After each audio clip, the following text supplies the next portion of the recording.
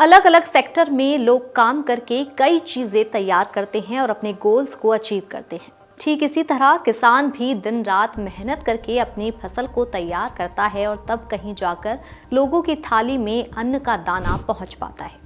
इसके लिए किसान को कई तकलीफों का भी सामना करना पड़ता है, जैसे कि बेमौसम बारिश, सूखा।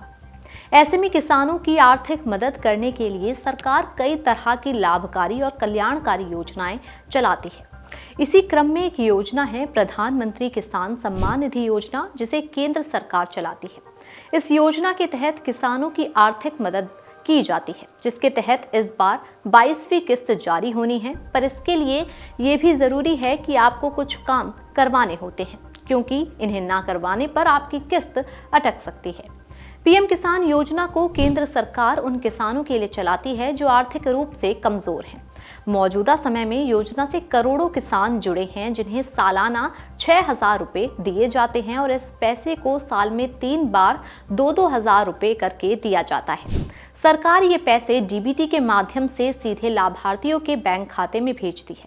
अब तक योजना की कुल 21 किस्त जारी हो चुकी हैं। बीती 19 नवंबर को योजना की 21वीं किस्त जारी हुई, जिसमें कि लगभग 9 करोड़ से अधिक पात्र किसानों को किस्त का लाभ मिला।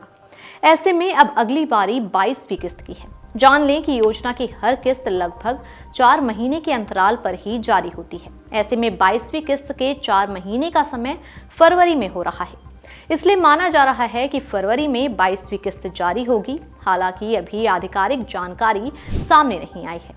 अगर आप भी पीएम किसान योजना से जुड़े हैं और अगर आप ई-केवाईसी का काम नहीं करवाते हैं, तो आप किस्त के लाभ से वंचित रह सकते हैं। ये काम योजना के तहत सबसे जरूरी कामों में से एक है।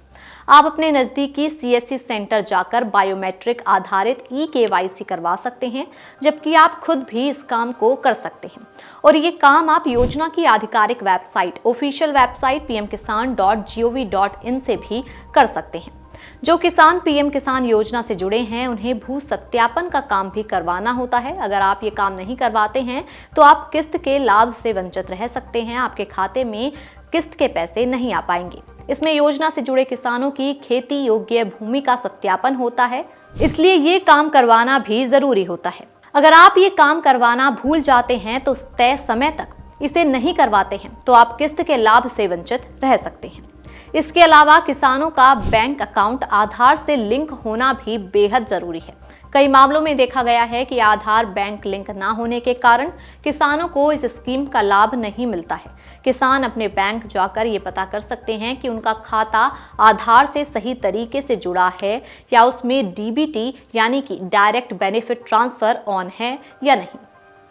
अगर आप ये वीडियो YouTube पर देख रहे हैं तो हमारे चैनल को सब्सक्राइब कर बेल आइकन दबाएं और Facebook पर देख रहे हैं तो हमारे पेज को लाइक करें।